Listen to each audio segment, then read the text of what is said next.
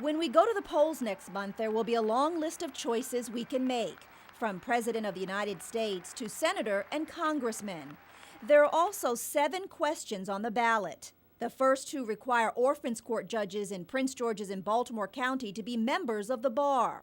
The third concerns removal from public office if convicted of certain crimes.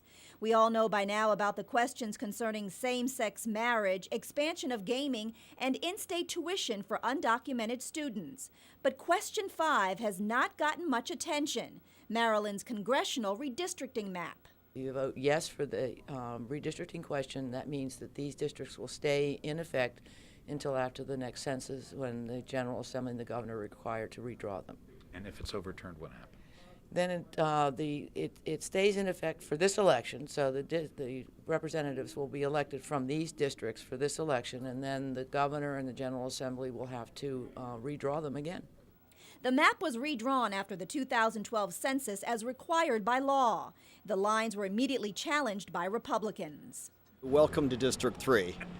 District 3 looks like the Roadrunner, as they said, in full stride. It looks like Willie Coyote hit him with a boulder and he's just splattered all over the place. You have to get from a boat, to get from one peninsula end to the other. There's no way to drive it without going outside the district.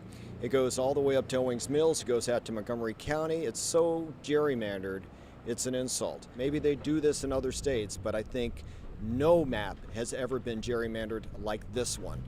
District 3, District 4, even District 2 are in the top 5 gerrymandered districts in the whole country. Tony Campbell has been working tirelessly to get voters to overturn the map. After the map was approved by the General Assembly, it was petitioned to referendum, and he is also urging the formation of a nonpartisan independent commission to draw maps in the future. We want this to be the last time this happens in Maryland. So if we take it out of the hands of the politicians, instead of them playing games as far as carving up the map of Maryland like a Thanksgiving turkey, we can have lines that make sense. Even though the lines have been contested, the present election is being done with the new districts. The biggest dispute is in Western Maryland, which is presently represented by Republican Roscoe Bartlett. That district was redrawn to include a large number of Democrats from Montgomery County, with political watchers now saying that race is too close to call. Democrats defend their work on the map. Now, there's always somebody that wants to draw a map. What the key is not only drawing a map, but getting the required number of votes. In my estimation, it'll never be a perfect map. I mean, everybody has their own version, and then every time someone has a version, there's always opposition to that version. As Ike Leggett said when he testified, and he testified in support of the map, was that show me what the alternative is. The ballot will be a long one, and state officials urge voters to do their homework before they go to the polls, and even bring their sample ballots into the booth.